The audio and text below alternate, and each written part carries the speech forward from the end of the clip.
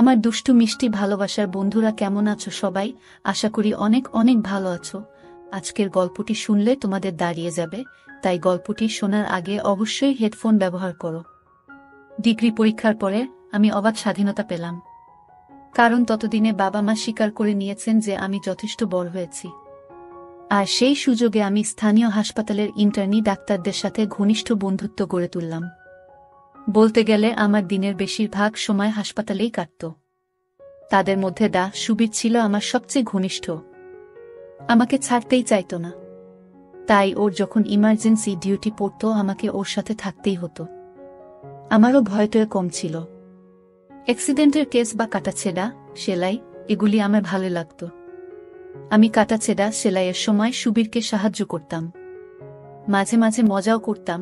সুবীর ছিল আমারই মতো পাগল, সেজন্যই ওর সাথে আমার এত গাঢ় বন্ধুত্ব হয়েছিল।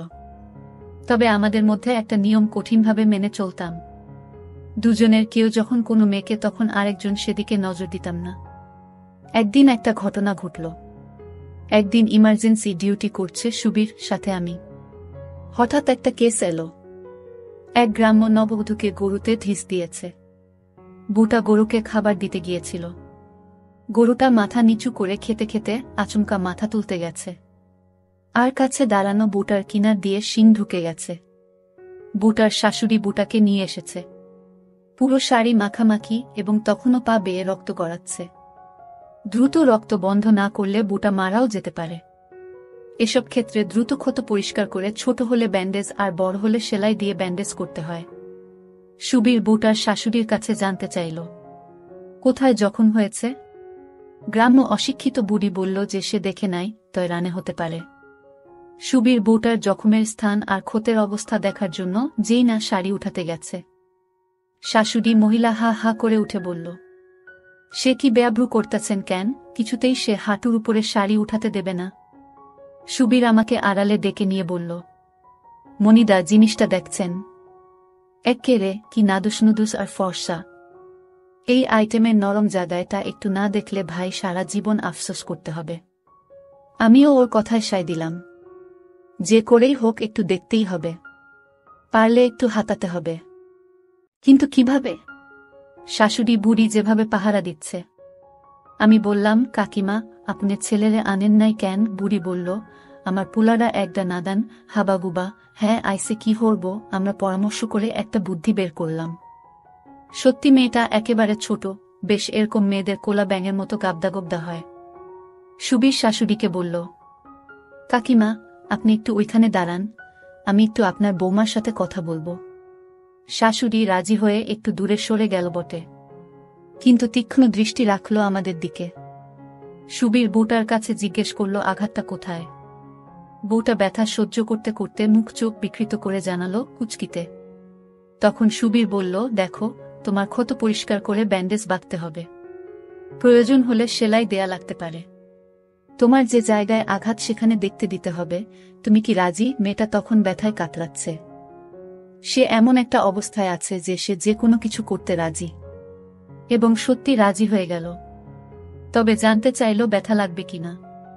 সুবীর জানালো যে ওই জায়গায় অবশ করার ইনজেকশন দেওয়া হবে, ফলে সে কিছু টেরই পাবে না। মেয়েটা সানন্দে রাজি হয়ে গেল। এবারে শাশুড়ি বুড়িকে ডেকে সুবীর বলল যে কাপড় তুলতে হবে না, তবে খুলতে হবে। বুড়ি রাজি হল।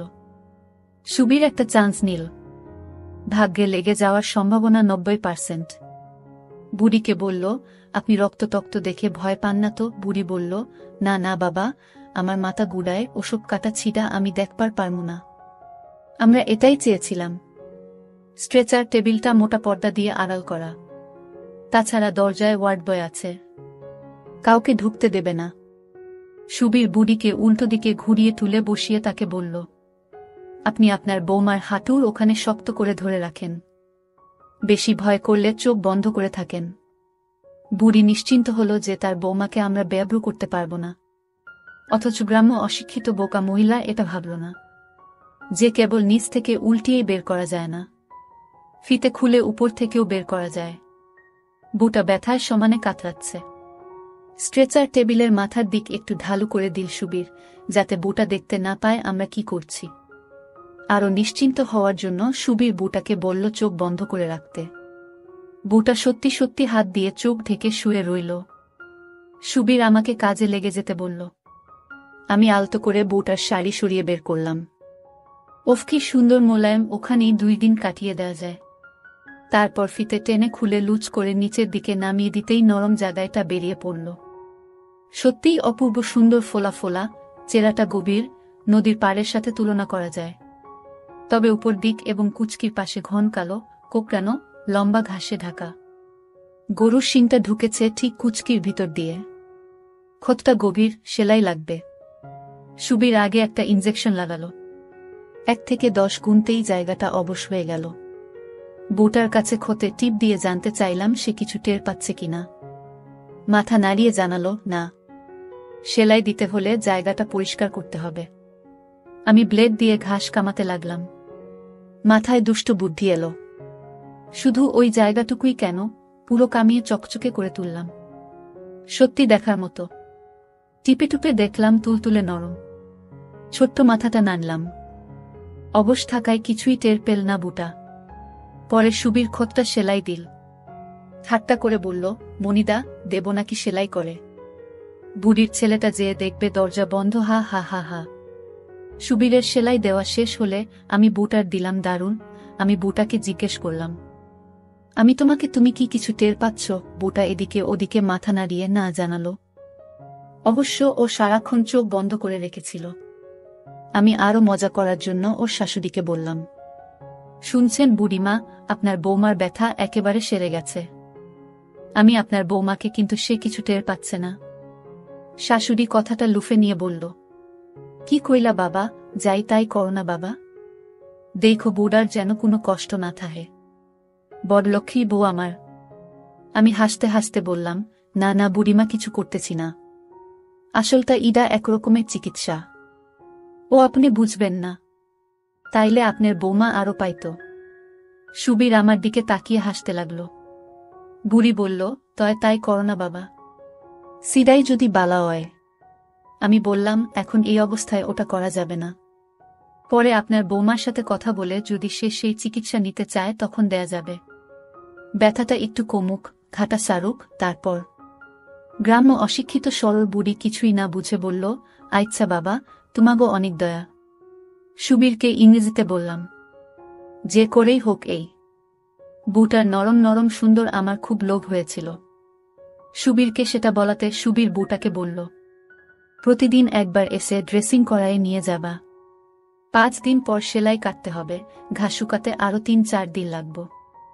এ কয়দিন তোমাকে একটু কষ্ট করে আসতে হবে।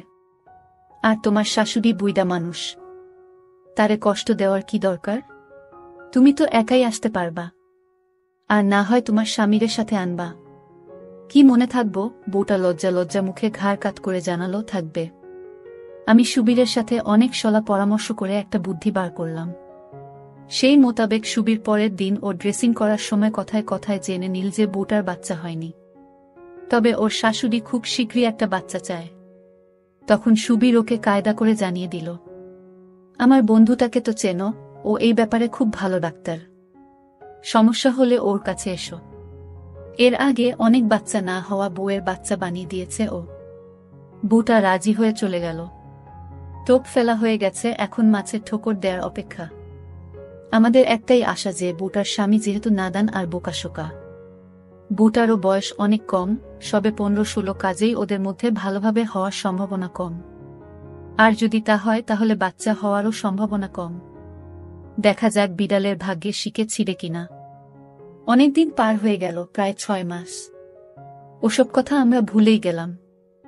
আমারও বাড়ি ছাড়ার সময় ঘনিয়ে এলো। একটা সরকারি চাকরির ইন্টারভিউ দিয়েছিলাম, খুব ভালো হয়েছিল, চাকরিটা হওয়ার সম্ভাবনা আছে। একদিন সকালে আমি ক্যান্টিনে চা খেতে গেলাম। সুবীর ডিউটিতে ছিল। ফিরে এসে রুমে ঢুকতেই আমার একটা হার্টবিট মিস হয়ে গেল। দেখি সেই বুটা আর তার শাশুড়ি সুবীরের সামনে বসা। আমাকে দেখেই ওদের আড়াল করে চোখ মারল সুবীর। ওদেরকে বলল, ওই যে এসে গেছে আপনাদের ডাক্তার সাহেব, যান ওর সাথে কথা বলেন। আমাকে বলল, বুঝলি মনি, এটা তোর কেস, এত সুন্দর বুটার বাচ্চা হয় না। তুই একটু চেক টেক করে দেখ কিছু করতে পারিস কিনা। আমি খুব গম্ভীর ভাব নিয়ে বললাম, এসো। আমি ওদের নিয়ে একটা খালি চেম্বারে বসালাম। ওই চেম্বারে ডাক্তারের পদ খালি ছিল, কাজেই কারো আসার সম্ভাবনা ছিল না। আমি ওদেরকে বসতে বলে দরজা দিলাম। ডাক্তারের চেয়ারে বসিয়ে বললাম, বল তোমাদের কি সমস্যা। বুটা লজ্জায় জড়ষ্ট শাশুড়ি বলল, দেহ তো বাবা, পুলারের বিয়া দিছি 5 বছর হয়ে গেল, এখন পর্যন্ত একটা নাতি নাতকুরের মুখ দেখলাম না। পাড়াপড়শি নানান আক্তা কুক্তা কয়, বু নাকি বাঞ্জা। জড়িবুটি কবিরাজি অনেক করছি। শেষে তোমার কথা মনে পড়ল, তাই ওরে নিয়ে আলেম। আমি বললাম, ভালো করছেন, কিন্তু আপনার পুলারে আনা দরকার ছিল। হের সাথেও তো কথাবার্তা কোন লাগবি নাকি, বুড়ি বলল, কিন্তু হ্যাঁ তো নাদান, বুদ্ধিশুদ্ধি নাই, গাবদা গুবদা, কিচ্ছু বুঝে না। আমি বললাম, তবুও বাচ্চা তো হ্যাঁই বানাইব নাকি কাকিমা। বুড়ি শরম পেয়ে মুখে আঁচল চাপা দিয়ে হে হে করে হেসে বলল, তা যা কইছ ঠিকই কইছ। ঠিক আছে, এর পরের দিন হ্যারে পাঠায় দিবানে। আমি শাশুড়িকে বললাম, আপনার পুলার বুড়ে কিছু গোপন কথা জিগান লাগব। আপনি থাকবেন না বাইরে বসবেন। বুড়ি বলল, না বাবা, আমি বাইরে বসি। শাশুড়ি উঠে বাইরে চলে গেল। যাওয়ার সময় বুদ্ধি করে দরজাটা একটু ফাঁক করে রেখে গেল। খুব চালাক, খুব সতর্ক। আমি বউটাকে বললাম, তোমার ঠিক মতো হয়। বউটা অবাক হয়ে বলল, সেইটা আবার কি জিনিস। আমি বুঝলাম, গ্রাম্য অশিক্ষিত মেয়ে, কাজেই ওর সাথে সেভাবেই কথা বলতে হবে। বললাম, মানে প্রতি মাসে তোমার ওই রাস্তা দিয়া বাইর হয় নাকি। বউটা এবারে বুঝতে পারল। শরমে মুখে আঁচল চাপা দিয়ে বলল, ওগারোতা হয়। আমি কয়দিন থাকে। বউ, 5-6 দিন। আমি তোমার স্বামী তোমার সাথেই ঘুমায়। বউ, আর কই ঘুমাইব। আমি বাচ্চা নিতে চাও। বউ, আমার শাশুড়ির খুব শখ। আমি কেন, তোমার ইচ্ছা নেই। বউ মুখে আরো বেশি করে আঁচল চাপা দিয়ে মুখ নিচু করে, ও আছে। আমি কতটুকু, অনেক না কম। বউটা কিছু না বলে উপর নিচে মাথা দোলায়। আমি ঠিক করে মুখে বলো, কম না বেশি। বউ, একটু বেশি। আমার হাওড়ি কয়েছে এইবার বাচ্চা না ওইলে হ্যার পুলারে আবার বিয়া হরাইব। আমি সপ্তাহে কয়দিন স্বামীর সাথে থাকো। বউ, ওমা কয় কি, সব দিনই তো থাহে। আমি রাতে বিছানায় শোয়ার পরে কি করে তোমার স্বামী। বউ, কি আর হরব, ঘুমায়। আমি ও ঘুমায়, আর কিছু করে না। মানে বাচ্চা হওয়ানোর জন্য তোমরা কি করো। জবাবে যে কথা বউটা বলল, আমার হার্টের বিট বেড়ে গেল। আনন্দে আমার চিৎকার করতে ইচ্ছে করছিল। বউটা লজ্জায় লাল হয়ে বলল, কেন, ও আমারে প্রত্যেক দিন রাইতে ঘুমানোর আগে দেয়। আমি ওরে শিকাইয়া দিছি। দিতে চায় না, তাও আমি ওরে জোর হরে দেওয়াই। আমি আচ্ছা, তুমি অনেক কিছু জানো দেখছি, লেখাপড়া করেছ। বউ, 3 ক্লাস পড়ছিলাম গায়ের মক্তবে। আমি তুমি জানো দিলে কি হয়। বউ, ওমা, জানুম না কেন, দিলে বাচ্চা হয়। আমি তো সেটা তুমি জানলে কিভাবে, তোমার তো আগে বিয়ে হয়নি। বউ, আমার মায় কইছে, যখন আমি একটু বড় হইলেম তখন মা আমারে কইছিল, খবরদার কোনো জোয়ান পুলারে দিতে দিবি না। আমি জিগাইছিলাম, কেন মা, দিলে কি হয়। মায় কইল, জোয়ান পুলায় দিলে বাচ্চা অয়, হি হি হি। আমার পেট ফেটে হাসি আসছিল, কিন্তু হাসতে পারছিলাম না। কি জুটি মাইরি। স্বামীটা নাদান, জানেই না যে তার সাথে একটা আছে, আর সেটা কেবল পেশাব করার জন্য নয়। সেই খিদে মিটানোর জন্য তার বউয়ের সাথে একটা জায়গা আছে। আর বউ ক্লাস 3 পর্যন্ত পড়া সব জানতা, বিদ্যের জাহাজ। উনির বিদ্যার বলে উনি জানেন যে কেবল দিলেই বাচ্চা হয়। বউটাও জানে না যে তার শরীরে একটা জায়গা আছে, আর সেটা কেবল জন্য নয়। সেই জন্য তার স্বামীর শরীরে আস্ত একটা আছে। এখন আমার সামনে এক বিশাল সুযোগ। আমার সামনে এমন একটা মেয়ে যাকে কোনো পুরুষ চোখ দিয়ে দেখেনি পর্যন্ত। ওর পুরো সম্পূর্ণ অধরা। আর ঠিকমতো অভিনয়টা করতে পারলে আমি হব ওর আগুন উস্কে দিয়ে ঠান্ডা করার প্রথম পুরুষ। বুড়িটার জন্য খুব মায়া লাগলো আমার। কত শখ তার ছেলের বউয়ের বাচ্চা হবে, সে নাতি নাতনি নিয়ে আনন্দ করবে, পাড়া প্রতিবেশীর বদনামের হাত থেকে রক্ষা পাবে। কিন্তু সে তো আর জানে না যে তার নাদান ছেলেটা তার বউকে পরিবর্তে নিয়মিত দিচ্ছে বাচ্চা হওয়ানোর জন্য। শালার গাধা জানেই না যে খালি আদর দিলেই বউয়ের বাচ্চা পয়দা হয় না, বাচ্চা বানানোর জন্য পরিশ্রম করা লাগে। গায়ের ঘাম ঝরিয়ে বুকে নিয়মিত আচ্ছা করে হয়, আর দিয়ে বউয়ের পকেট ভর্তি করে দিতে হয়, তবেই না বাচ্চা হয়। ওর বউটাও আরেক নাদান, তা না হলে হয়তো আর কাউকে দিয়ে নিজের জুড়াতে পারত, পেটে বাচ্চাও আসত। দেখা যাক আমি কি করতে পারি। অনেকটা সহজ হয়ে উঠেছে বউটা। আমি ওর নাম জানতে চাইলাম, ও জানালো ওর নাম সুফিয়া। আমি তখন বললাম, বুঝলাম, কিন্তু তোমাকে একটা কথা বলা দরকার। তুমি যদি আমার চিকিৎসা নিতে চাও তাহলে এই কথাগুলি তোমার শোনা অতি জরুরি। সুফিয়া জিজ্ঞেস করল, কি কথা? বললাম, প্রথমত আমার সামনে লজ্জা করা চলবে না, লজ্জা থাকলে চিকিৎসা হবে না। মনে করো আমি যদি তোমার চিকিৎসা করি, তোমার সমস্ত আমাকে চেক করতে হবে।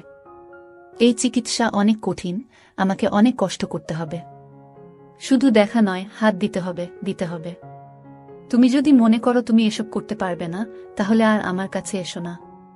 সুফিয়া মুখের কাপড় সরিয়ে হা হা করে উঠে বলল, না না ডাক্তার সাব, আমনে যা যা কইবেন আমি তাই করমু, অসুবিধা হইব না। কিন্তু খরচাপাতি কেমন লাগব? বুঝেন তো আমরা গরিব গুরবা মানুষ। আমি বললাম, না খরচ বেশি লাগবে না, তুমি যা পারবে দিবে, না পারলে না দিবে। আমি আর বেশি দিন এই হাসপাতালে থাকব না, বড় জোর 2-3 মাস আছি। তুমি আমার শেষ রোগী, তাই তোমাকে আমি এমনিতেই চিকিৎসা করে দিয়ে যাব। তাহলে তুমি আমাকে সারা জীবন মনে রাখবে। কি রাখবে না? সুফিয়া লজ্জা হাসি দিয়ে বলল, ও অবশ্যই রাখমু। বললাম, তোমার বাচ্চা হলে যখন ওকে কোলে নিয়ে আমার কথা মনে পড়বে, তাই না? ও বলল, তা তো পড়বই, আমার কত আশা। আমি বললাম, আমি যা যা করতে বলি সব ঠিক করো, তোমাদের আশা ঠিকই পূরণ হবে। ঠিক আছে, আজ তোমরা যাও, কাল তোমার স্বামীকে সাথে করে নিয়ে এসো, তোমাদের দুজনের চিকিৎসা একসাথে করতে হবে। সুফিয়া রাজি হয়ে চলে গেল। ওদের বিদায় করে দিয়ে সুবীরের রুমে এসে মন খুলে আগে হো হো করে হেসে নিলাম। সুবীর বলল, কি রে, এত হাসছিস কেন? খবর ভালো মনে হচ্ছে। আমি সুবীরকে সব কথা খুলে বললাম।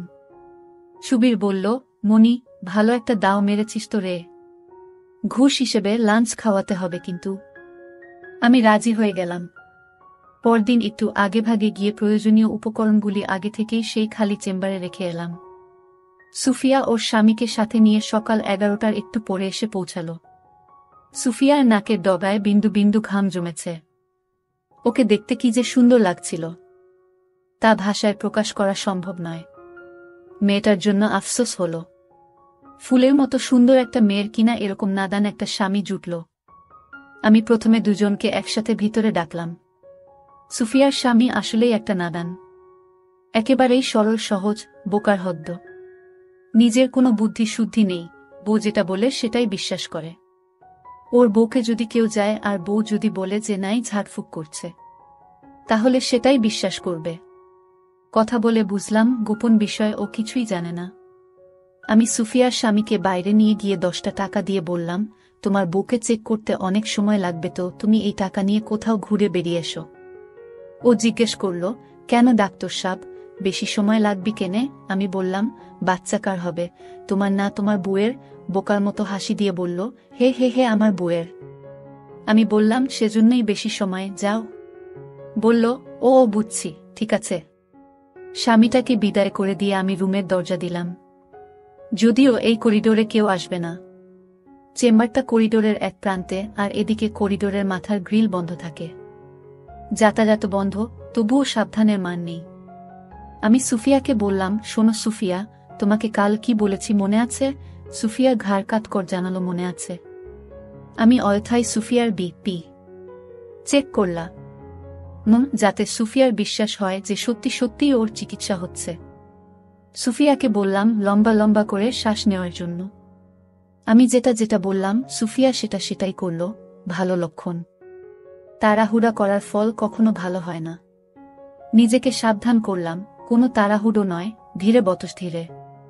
তাড়াহুড়ো করলে সুফিয়ার সন্দেহ হতে পারে, আর সন্দেহ হলে হয়তো আর নাও আসতে পারে আমার কাছে। অথবা সন্দেহ করে যদি কারো সাথে আলাপ করে বসে, তাহলেই সর্বনাশ। আমি সেদিনই ওকে এ ব্যাপারে কৌশলে নিষেধ করে দিলাম। যাতে বাচ্চা আসার আগ পর্যন্ত ও কাউকে কিছু না বলে। ওকে বললাম, কেউ জেনে ফেললে যদি কোনো ক্ষতি করে। সুফিয়া সাবধান হয়ে গেল। আমি সেদিনের মতো ওকে 2-3 রকমের ট্যাবলেট দিয়ে আবার পরদিন আসতে বললাম। আসলে ওগুলো ছিল সব ভিটামিন ট্যাবলেট, কিন্তু আমি ওর বিশ্বাস আরও দৃঢ় করার জন্য বারবার করে নিয়ম করে ওষুধগুলো খেতে বললাম, দেখো যেন কোনো ভুল না হয়। পরদিন ঠিক সময় মতো সুফিয়া ওর স্বামীকে নিয়ে হাজির হয়ে গেল। আমি আগের দিনের মতো ওর স্বামীকে টাকা দিয়ে বাইরে পাঠিয়ে দিলাম। সে খুব খুশি। সুফিয়া আগের চেয়ে জ্বরটা কাটিয়ে বেশ ফ্রি হয়ে উঠেছে। ও এখন আমার সাথে হেসে হেসে কথা বলছিল। আমিও আর ওর সাথে কোনো আড়াল রাখতে চাইলাম না। জিজ্ঞেস করলাম, ওষুধ খেয়ে কোনো পরিবর্তন বুঝতে পেরেছ? স্বভাবতই ওর উত্তর ছিল, না, পরিবর্তন হবে কি করে? আমি কি কোনো কার্যকরী ওষুধ দিয়েছিলাম নাকি? দিয়েছিলাম তো, ভিটামিন ট্যাবলেট। আমি আবার ওর প্রেশার চেক করলাম, স্টেথোস্কোপ দিয়ে পরীক্ষা করলাম, তারপর জিজ্ঞেস করলাম, কোনই পরিবর্তন হয়নি? আবারও মাথা দোলালো সুফিয়া। বললাম, তোমার আপেলের বোটায় কুটকুট করে কামড়ানি বা অস্বস্তি বা শরীরের মধ্যে কেমন কেমন করা, তেমন কিছুই হয়নি। সুফিয়া আবারও মাথা দুলিয়ে জানালো, সেসব কিছুই হয়নি। তখন আমি বললাম, সুফিয়া, তোমাকে আমি আগেই বলেছিলাম আমার কাছে লজ্জা পাওয়া যাবে না, মনে আছে? সুফিয়া মাথা হেলিয়ে জানালো, আছে। মিটমিট করে হাসছিল ও। আমি বললাম, তোমার একবার পরীক্ষা করে দেখতে হবে। তুমি তো জানো বাচ্চা জন্মাবার পর সে কি খায়, তাই না? সেজন্য আগে তোমার পরীক্ষা করতে হবে। করব, সুফিয়া বলল। করেন। সুফিয়ার শক্ত শক্ত হয়েছিল। আমি বললাম, না না, এভাবে নয়। এবারে সুফিয়া একটু ঘাবড়াল, কিন্তু সেটা মাত্র সাময়িক। হাত কাঁপছিল। কিছুক্ষণ চেষ্টা করে হেসে বলল, আমি পারব না, আপনি খুলে নেন। আমি আলতো করে হাত রাখলাম। শিউরে উঠল সুফিয়া। 18 বছর বয়সী একটা বিবাহিতা মেয়ে শুধু ভুল জ্ঞানের কারণে সুখ থেকে বঞ্চিত। আমার পেলে তো শিউরে উঠবেই। সুফিয়া থেকে খুলল না। আমি ওর উদ্দেশ্য বুঝতে পারলাম। আমি ওকে উঠে পাশে রাখা ইজি চেয়ারে শুতে বললাম। সুফিয়া উঠে গিয়ে চেয়ারে বসল। হাত আমারও কাঁপছিল। এত সুন্দর দেখেই বোঝা যায় হাত পড়েনি, পুরোপুরি গোল। আমি ওর দিকে তাকিয়ে থাকার জন্য সুফিয়া লজ্জায় মুখটা অন্যদিকে ফিরিয়ে থাকল। আমি আলতো করে একটা সুফিয়া এমনভাবে ঝাঁকি দিয়ে উঠল, মনে হলো ওর ভিতর দিয়ে কারেন্ট চলে গেল। আমি জিজ্ঞেস করলাম, কি হলো? সুফিয়া মুখে আঁচল চাপা দিয়ে বলল, কিছু না, কেমন যেন লাগলো। আমি বললাম, কেমন লাগলো? সুফিয়া বলল, কইতে পারুম না, কেমন যেন লাগলো। আমি এবারে একটা সুফিয়ার মাঝে মাঝেই ঝাঁকি দিয়ে উঠছিল। আমি জিজ্ঞেস করলাম, কেমন লাগছে এখন? সুফিয়া বলল, কেমন জানি লাগতেছে। আমি বললাম, ভালো না খারাপ? সুফিয়া লজ্জিত হাসি দিয়ে বলল, বালা। সুফিয়া রীতিমতো হাঁফাতে লাগল। বুঝলাম, কাজ হবে। এগুলো নরম করতে হবে, না হলে বাচ্চার জন্য খাবার জমবে না।